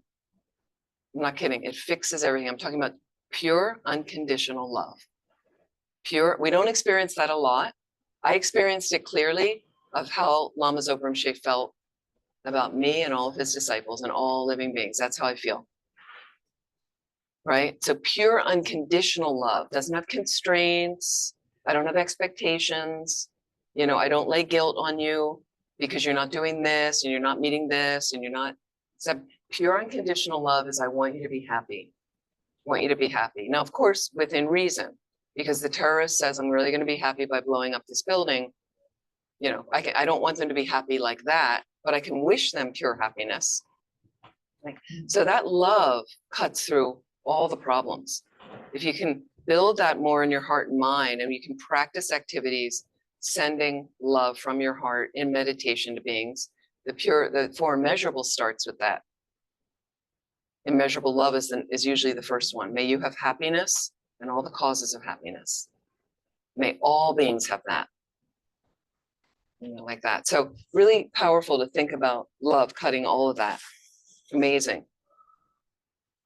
So think about how that will feel when you're dying. If I first of all find the loving space in my heart for myself, when people do loving kindness meditation, sometimes I have certain retreats where we're practicing that. So you have light going out and you pick the person you love the most. We have somebody, our favorite person. Could be your spouse, your kid, somebody you really adore. Put them in the space in front. So as soon as you see them, you feel good. I like this person. They're easy, they're kind. I feel safe around them. I have so much fun with them. We laugh a lot. It's just great. So great. I want to hang out with them. Okay. So it's easy then from your heart, let those loving feelings start coming out. Radiance, whatever color light represents that, and you send it over them. Over and over, it envelops them, they're happy, great. Nice experience. Basic kind of metta, can practice that. Then I ask people, just move that favorite person over to the side, put an image of yourself now in front of you, replica of yourself. Stop sharing the screen so people can Oh, see sorry, you. sorry, thank you. Okay, so then you put a replica of yourself across from you. I'm going to get to the text, I promise. Image of yourself across. Okay. How's your loving energy now? Right? Right? And so you said not so good. You know, why not? You're a sentient being. You deserve equal respect, kindness, goodness. So it's something just to check, note that in your mind. Huh, I'm not really caring about myself enough. Now, within reason, bodhicitta motivation is about all living beings. That includes you. Okay, but within reason, it's not just about me and me being happy and me loving myself. That's out of balance too. But I have to consider myself too. So when we operate from a fractured place of ourself, okay, then it's really hard for us to really genuinely feel that for others. It's superficial otherwise. So we want to take a little bit and notice the resistance to my sending loving energy to myself. Just observe mindfully. Wow, I'm a little restricted here. I'm resisting this. You know, you also deserve peace and happiness. Absolutely. So those are some nice exercises. Just put yourself in front, and I need to do some work with myself. you know, and then I want to start it from there. And if I have that loving experience with myself, then it's easier to share with other beings. That caring comes from a really genuine place. I'm balancing myself. I'm not the greatest person in the world, and you get out of the way, but I'm okay. I'm trying. I'm muddling along like everyone else, but I'm okay with that. I'm giving it my best. It's all I can do. I know I make mistakes. I accept that, but I'm working on it. And this is more of a balanced mind stream. So from there, when you make a mistake, then I'm gentle because I realize, well, I've done the same mistake. Why should I bash you because you made a mistake? We're limited human beings. We make mistakes. Much more accepting, much more allowing. So spaciousness here, kindness here, because I started to have kindness for myself. Then I'm going to have kindness for others. But love solves everything. Love cuts through it all, you know. You look at the world leaders and people have, love and compassion. I have a lot of compassion for them in some ways. I mean, I try. It's difficult when I think they're really harming people, but I just think, wow, what are the suffering they're causing themselves in the future? Intense suffering. And they're so unaware of it. They don't know. Like that. How can you not have compassion? Okay, so we realize, some of us may realize that we don't have a direct perception of emptiness, right? Some of you are aware of that. The nature of reality is a very profound part of our philosophy. If you haven't heard this yet, it's okay. Well, but when you realize you don't have that view yet, you're working on it. Because you don't have that view, sometimes you really step into it, right, and make a mistake. You're confused. You got a story going about someone or something, and you responded negatively based on the story. Story's not accurate. Then I further muck it up by saying the wrong thing based on my limited view. So now I've really made a problem. This person's upset with me. I'm upset. I'm angry at myself, angry at them. This happens all the time, even in little mundane ways. Okay. So when you just notice your own little trajectory of how space is limited, you make mistakes, you get things going, then I said the wrong thing to this person. Well, that's because I felt a little threatened, and then I didn't feel safe in this thing. And so then I said that and I felt off balance. And so what about, hello, world leaders?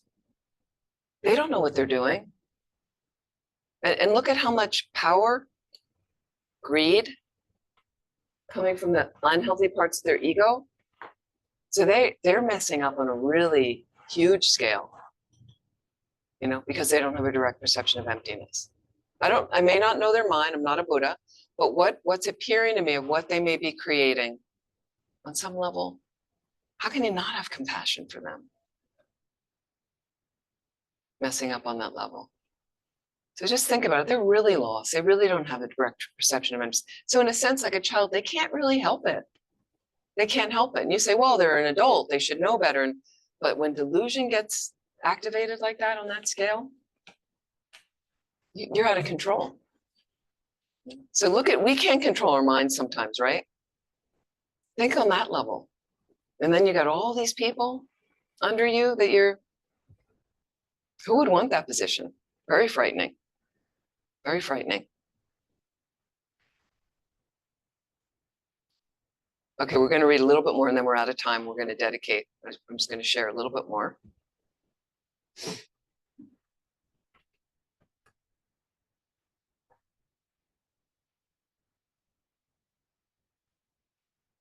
Though others put my last food, holy substances and relics, into my mouth with a trickle of water, since I'm unable to take even a single sip, it remains in the mouth of my corpse. This is going to happen to me. Okay? Though encircled by loving and distressed relatives and friends, those close to my heart friends, and those I keep in my heart, crying and clinging sadly to me at the ending of our being together. Now I have to separate from them forever. This is going to happen to me. I'd like you to, this is the hardest part, okay? This is one of the hardest parts, I think. I'd like you to reflect for the rest of the day, tonight and tomorrow morning, okay? Can you have a mini meditation, okay? I just want you to close your eyes a little bit, think, you know, as if I'm actively dying. You're at the end. And I do this in a longer death meditation. When you're visualizing your own death, it takes a long time, like 45 minutes. But at some point, you realize in the meditation, I'm dying. I got the cancer diagnosis, and now I'm really winding down the last energy, last thing. Any sip of water, that's all done. That's all finished. I can't digest anything. Nothing's more working. But people will come and see you if you have a death of old age, slow death, if you choose to see people. Okay? People are going to come. You have to say goodbye. There are periods where we brought people in to say goodbye to the dying person. They want to say goodbye. The dying person wants to see them. If it's acknowledged, you want to see them, the dying person said, yes, I want to see this person. They arrive. What's that last meeting going to be like between you and this person? Different people will come. Who will come? Who do you want to see? Think about that experience. Are they crying and clinging? How does that affect your mind? Are you crying and clinging? How does that affect your mind? Some people you can have an honest last conversation with. A Dharma practitioner friend, they know you can both cry together. You're both sad, but you know this was coming. You know this is happening. And what are the last words? What do you want to say? Try that. It's difficult. It's really difficult. It's really difficult. But think about it. These are things you want to think about, that you don't want to be overly tormented at the end where I never, at least think about it. Because when we do these meditations, okay, it's a rehearsal. So if you try it in life, when it's actually happening, you've at least rehearsed it a little bit. I thought about this before. Oh, yes. Oh, now I'm here at this point. Oh, that's right. So a little bit lessens that confusion and that fear. John. So try to visualize, actually, I'll pick 10 for a simple number. The 10 closest people to you, family, friends, whoever, and try to visualize what that last conversation would be like. Yeah, that's what I would do is imagine as if you're lying in a bed and you can't move and this is the end. These are your last moments, the last day or two, you know, and there's some people that want to see you and you want to see some people. You may not want to see that many people. Again, it's your decision, but those last few people, what's that conversation going to be like? Can you even speak at that point? Or you may want to roll it back a little bit to when you can speak close to your death. What's that interaction like? Yeah, that's what I was thinking, because having watched several people with them, I was with them for the last 24, 36 hours, and it's a one-way conversation. Often it is. The very end it is. The last 2 days before that, it was a two-way conversation. Yep. So take yourself to whichever part. Do you want to do the two-way conversation where I can still communicate, have that interaction? What's the last interaction? Or what if they come to see me and I can't communicate anymore? How will you be with that? So again, you may want to designate. I have a thing designated in my final paperwork of, you know, and of course things can change. You can update of who I want to see, who I don't want to see, who, you know, or I don't really think I have anybody I don't want to see. But again, you can articulate before you can't articulate anymore. Make sure those taking care of you know, I only want to see these people. It's easier to kind of do just those people. You might say my daughter, my this, you know, just and then you can have a couple of those conversations, the ones where I can communicate and the ones where they come, I can't communicate anymore, but I see them. What's that like for you? What's that experience like? What might they be saying to you? You know, have you a little bit informed them or had somebody inform them that if you do, and I've seen this in bed last rites things where they'll tell the relative, don't cry over her. Like if you want to come in and see her, peaceful, want to keep it peaceful, but let's keep it simple.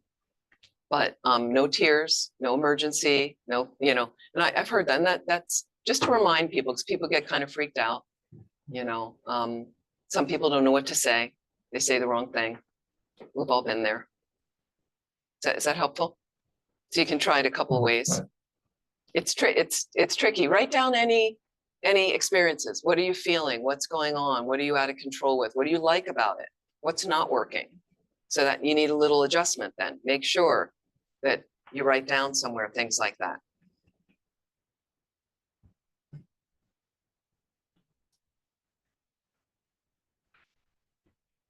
So now I have to separate from them forever. Okay, now this is interesting with karma.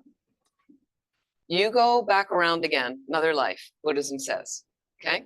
You come back around, but we meet people. Sometimes when we meet them, very close relationship pops up right away. You feel connected to somebody. Oh, I like this person. I have something in common. You become best friends. It clicks. Could be close karma from another life, sure. Close person, but you're never going to see them again in that form. When Amy dies, this form is gone forever. We'll never be coming around again like this. Okay? So are you okay letting that go? And are your friends and loved ones okay not seeing you in that form? I've heard people when the partner was cremated and they're just kind of like, you know, missing to have them in that form. Like some of us talk about Rinpoche, missing to have him in that form that we know. People that mentioned Lama Yeshe's cremation, I mentioned last night or the other day in another class, Lama Yeshe's cremation, he had very distinct front teeth with the space, okay? So one of my friends, he was cremated at Vajrapani Institute in California. And one of my friends said at the end, when they opened up the cremation pyre to look at the ashes, Rinpoche wanted to look about where would he take rebirth, there's signs in the bones and things like that for a highly realized person to look at. And the teeth were there, apparently, some of the teeth. And she said when she saw the teeth in the bite, and then she said it really hit her, the Lama was gone in that form. So it's different experience. You know, there's a picture right on your shoulder. Yeah. With the teeth. There's the teeth. There you go. That's right. Yes. Is there a reason they decide to be cremated? That he decided, or well, both I think were cremated. Is this a tradition? yes. So Buddhists tend to. Lama Zopa Rinpoche actually wasn't cremated, but we were advised by His Eminence Ling Rinpoche and maybe His Holiness the Dalai Lama to preserve the body, which is unusual, but they do it for some highly realized beings, and they preserve. It's a salt kind of pure preservation process. It takes a long time, and you can still visit the holy body at Kopan Monastery. I mean, you don't see it, but it's there. But most Buddhists are cremated. Generally, it's a process. Like a lot of Westerners and non-Buddhists are buried. You know, but many Buddhists are cremated. Yeah, it's just a process they do. In Tibet, they do something also called occasionally sky burial. So that's a very unique disposing of the body where animals are fed. It's actually the real way to do it is it's a religious ceremony.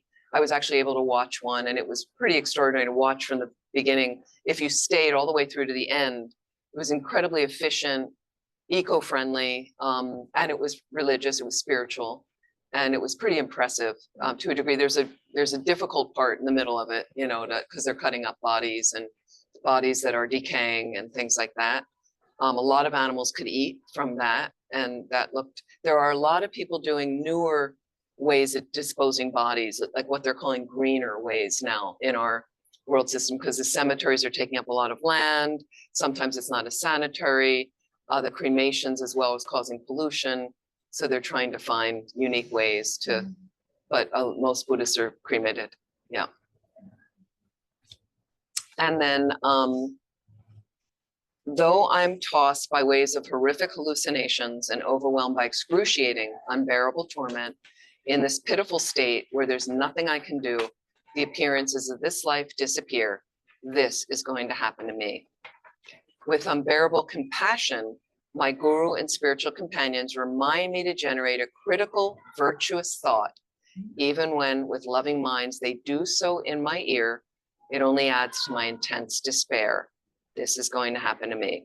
So these are a bit frightening verses. We're going to talk more about those tomorrow. But again, think about this last conversation, how you want to say goodbye. But the thing is, our presence in everyday life right now with our most dear relationships is a great way to start to proceed. Really actively listening to your partner, listening to your kids, being there with them when they're speaking and talking, and as much as we can be aware, leading kind, ethical lives, incredibly helpful. So we're going to dedicate the merit. Sabrina had her hand up Oh, yes. quite some time already. Sabrina? Yes, sorry. I just wanted to ask you if you think it could be useful to talk to a teacher and get some advice to prepare, like you were saying before, you have things recorded for you, and just to know where we want some offerings to go, how we want things to be done, if we want some prayers to be done at the monastery. Do you think it would be useful to talk to a teacher about this? So with Yes, that, you my- wouldn't, for that, you wouldn't, I wouldn't necessarily, you wouldn't need to speak to a teacher Mhm. directly about that. There's a lot of instructions on FPMT, and I am going to give more instructions tomorrow about getting your papers ready. Okay, And it's thanks. something to think about tonight. Think about tonight. How many of you have all your documents ready? No. That's not a lot of people in here. Anybody online have your documents ready? Okay, so this is what happens is we go, well, get them ready. I don't care how old you are. You don't know when you're going to die. Please get those things ready. What I mean is you're gonna have a last will. Do you have any belongings, assets? That's helpful. Put that in. I mean, it could be your locket, some necklace, whatever. But if you want that to go to a certain person, then you're going to have a living will, like healthcare directives. Are you sure who's going to take care of your medical decisions if you can't? You clear on that? Do you have somebody that you trust that they will carry out what you want and you've discussed it with them? Because some people aren't comfortable doing it and go, no, don't ask me. I had friends that asked me, and I was their person when I lived in California because they lived in California. And then I had to contact them. I'm leaving California.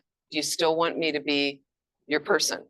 I'll fly to you, but I can't always guarantee if I'm up at Laudo leading a pilgrimage, I may not be the best person to have as your person because I'm so far away. So again, just check in. You can always update those papers. Every 5 years, have a look at it. Is this still your wishes? And emails change, phone numbers change, people move away. They're not the best. I just updated mine actually. And I realized like that person really isn't around anymore. And it just seemed to make sense to little bit you can update. So you have like legal papers, and then you have your whole spiritual thing you can add, you can tag on to it. What are your practices? Some of it you have commitments. So are people aware these commitments? I've had people in surgery, the commitments still have to be done on a daily basis. So this way, a friend went into surgery. There were some of us that came to her hospital room and we knew what her commitments were. We had the same commitments. We did them around her hospital bed. She could hear a little bit, but at least kind of it satisfied getting them done for her that day. That's, so, and then what you want with your body, all that, it can all be, it's really your own personal thing. You don't really need a lama to, you don't need a meeting to determine that. So I'll give you some more information on what you think, but it's really your own choices and decisions of what you want. Do you want to be cremated? Do you want your ashes to go into tsatsas? Do you want someone to do it? But again, that can be a burden for your loved ones if they don't know who to get that done, or it can be easy where they live near Vajrayogini Institute in outside Toulouse, and they have a tsatsa studio, and there's somebody that actually does it, and you just make an offering to them, send them a little bit of the ashes. There you go. So I've done that for people, putting them in these plaster images of Buddhas, and that way then I had all the tiles done. And this way I gave them back to them and they distribute them to family members that wanted things like that. So sometimes people do that because then you're inside a Buddha like that. Some of the ashes can be like that. So there's all kinds of different ways. Do you want somebody, I do have some things, and all of it, I just say, if possible. So you could scatter some of my ashes around Laudo, okay, if possible. So there are a lot of people that go up there, but I don't want it to be a burden for my loved ones where they have to go up themselves and deposit my ashes. So, make it something simple for people. If you want your body flown back to, really, but some people want that. But think about what that's involved for your loved ones, having to fly a body across the world or across a continent to another country. It's expensive. It's, it's a lot of work like that. So what if you can get cremated here and they can have your ashes, and, think about things like that.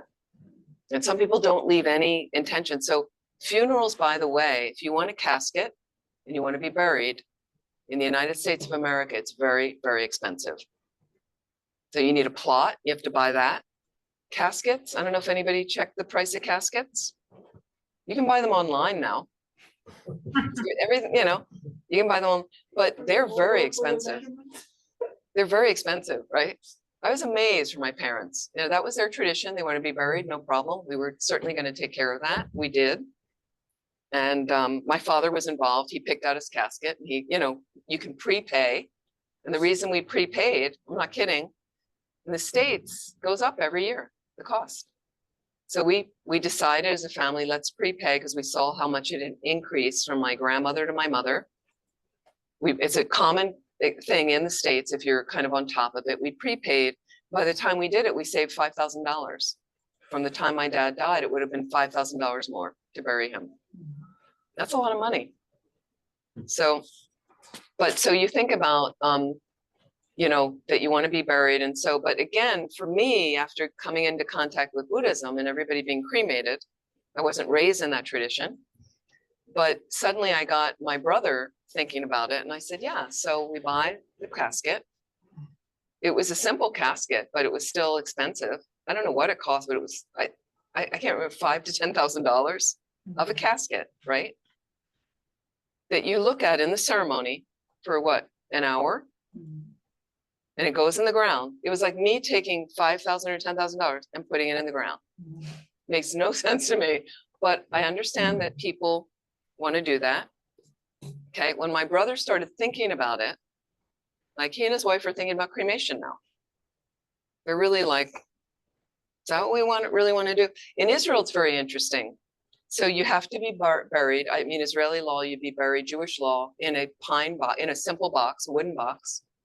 So it's very, very simple. They don't have elaborate caskets. Very simple box. It's, you know, like that. So I remember thinking, I was like, it's much more efficient to do something, you know, instead of spending. And when we went to look at the caskets, you can have some fancy platinum thing that goes to the bathroom for you casket. I'm not kidding. I mean, some of them are like $35,000 of casket. You know, some people need that. Wow, that's a lot of money to put in the ground. So, Yeah, of the two funerals I've attended in the last couple of years in the Netherlands, they were both pine boxes. So that's not like contrast to the US, right, where it's mahogany and platinum and titanium. With the titanium, with the different gold and, you know, things that you're, you know. My father died 30 years ago, and I think it was $8,000 to $10,000 for the casket then that we paid. No, it's a lot of countries I find in Europe that it's a simpler system, and it just makes sense. You know, it's like we don't need these elaborate things. Person died, but again, there are cultures and traditions that's what they want. That's how they do it. You know, in Taiwan, it's interesting. It's a Buddhist culture, but there's other religions there. Clearly, a lot of Catholics in Taiwan, but in Taiwan, the Buddhist cultures. We went when I was there with a lama, and a woman had died. We went to pay respects, and the family asked us to come for Rinpoche to do blessings, and it was a hot time of the year. They rent refrigerated systems for your body. You're laid out in this refrigerated system in the people's garage. Okay, but it was clean. It's clean, but you're there because it's cooler, but it's a refrigerated system because they do have the body there for a few days. So people come and pay respects and bring flowers and honor and can pay respects. And it's a way, it's just, that's their tradition. That's what they do. We went to a couple different memorials like that before the service. Then the service is separate. Person's usually cremated. But that was really, I mean, if they're Buddhists, I think the Catholics would bury, but people come and pay respects, and there's beautiful with candles and flowers. But that way the body's preserved for a degree, even if it's hot, but you can see the body. The way in the West, sometimes people are what we call embalmed. So a way to preserve the body. And there are some cemeteries and places where they don't do embalming, not a culture. I know in England, they didn't used to do a lot of embalming. So often they'll have the service sooner before the body degenerates a little bit. So everybody has their own traditions like that. I have to say, when I saw the sky burial, I was like, that's how I would like to go. Like, it's not going to be possible unless I die in Tibet, but which isn't likely. But that was really, I went like, that really makes sense. That really works. And And also Amala, Rinpoche's mother, was cremated on the bank of the Ganges River in Varanasi in meditation posture. They, you know, and that was pretty impressive, how to do a cremation like that on the banks of the river, and few different death experiences I've seen that seemed to be, you know, pretty amazing like that, a more efficient way. So if we have a last, yes, Yeah, please. just a small remark I can't get out of my head. There's a small museum here in Amsterdam. It's called Museum Tot Zover, and it's about death and dying. And I was there a couple of weeks ago, and there was this one artwork where you see a casket, a coffin, and the artist made like the typical IKEA explanation with it. So it's a do-it-yourself IKEA coffin. You can, it's an artwork, but it's literally like IKEA stuff. It looks like, and it's actually a very good idea, I think. Why not? Why not like the closets you get with IKEA for your Yes. bedroom? Why not get Sure. a coffin? And You could do it like that. yourself? For me, it would be if I had to set that up for someone else, I would be so frustrated like I am with all the other IKEA furniture you have to put Yeah, together. yeah, I would be like yeah. cursing the person of like, why did they get an IKEA coffin? You know, like, because I put everything in backwards, or, you know, Yeah. it's so funny. But yeah, no, that absolutely. And that would be an interesting place to make pilgrimage to as a group in a death and dying course, to see what that museum has. That's very interesting. Yeah, it's not far from here. That's neat. That's very cool. Okay, we're gonna close there.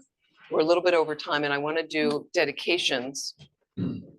Thank you again for all of your great questions, great attentiveness. And we will meet at 10 o'clock tomorrow. And I'd like to dedicate whatever positive energy or merit that we've created from really trying to look at Heart Spoon and talk about all these other experiences of death and how to get ourselves ready and think about the 4 tasks again tonight. Get clear on those we talked about. Have a look at the death book list that'll be sent. And this meditation on thinking about saying goodbye to people, and look at what paperwork do you have ready? What do you want to get ready? What is ready? What is not ready? What do you need to impart to your loved ones? Are they clear about your wishes, even end of life wishes? And may we take whatever merit we've created and help us to understand the death process more and more, so we can have a peaceful process, but mainly by really engaging in our Dharma practice now. So that's going to help balance our minds and open our hearts so that we can practice well, get enlightened quickly, and work perfectly for all living beings.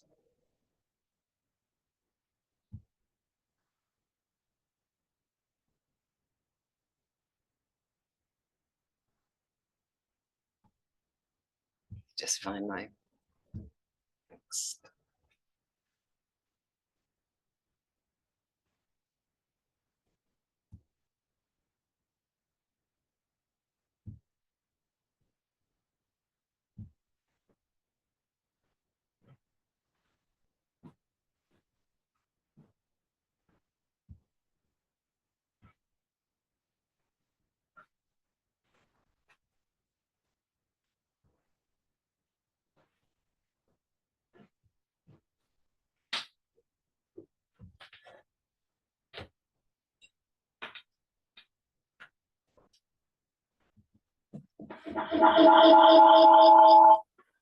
Okay, can everybody see this?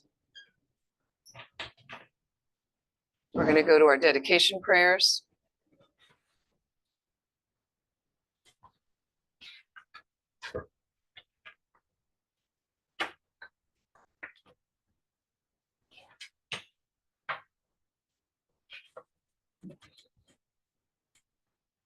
Feel free, we can read together.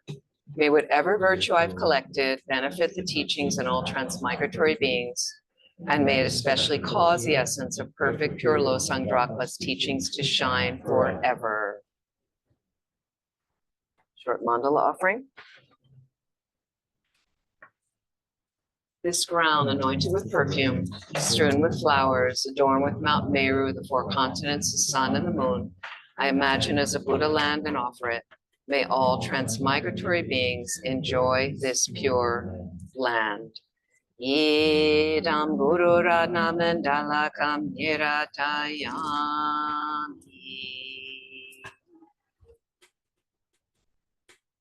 Due to this virtue, may I quickly become a Guru Buddha and lead all transmigratory beings without exception to that state. May the precious Supreme Bodhicitta not yet born arise. May that arisen not decline, but increase more and more. And we'll dedicate with emptiness. Due to all the past, present, and future merits collected by me, the numberless Buddhas, the numberless sentient beings, which are completely empty of existing from their own side, may I, who am completely empty of existing from my own side, achieve the state of full enlightenment, which is completely empty of existing from its own side, and lead all sentient beings who are completely empty of existing from their own side to that state which is completely empty of existing from its own side, by myself alone, whom completely empty of existing from my own side. And we're going to read this first paragraph. I fully dedicate all these virtues to be able to train just like the hero Manjushri, who knows reality, and just like Samantabhadra as well. Long life prayer for His Holiness the Dalai Lama. In the land encircled by snow mountains, you are the source of all happiness and good. All powerful Chenrezig Tenzin Gyatso, please remain until samsara ends. And the swift return prayer for Lama Zopa Rinpoche. Peerless teacher and assembly of the children of the victorious ones, Shravakas and Pratyeka Buddhas, victorious Losang, father and sons, along with the lineage masters, all the objects of refuge of infinite lands, please bestow the virtue and goodness of accomplishing this prayer here and now. Holding and spreading the Muni's precious and complete teachings, through explanation and practice, you wore the armor of patience that is never discouraged. Incomparable Venerable Guru, to you I make request. While striving single-pointedly for the sake of the victorious one's teachings, the sole gateway through which all benefit and happiness emerge, and from other living beings you suddenly departed to peace, what a great loss. Nevertheless, through the undeceiving truth of the blessings of the ocean of the three jewels, and the great waves of bodhicitta of the children of the victorious ones, may the smile of a reincarnation swiftly beam in glory for fortunate disciples.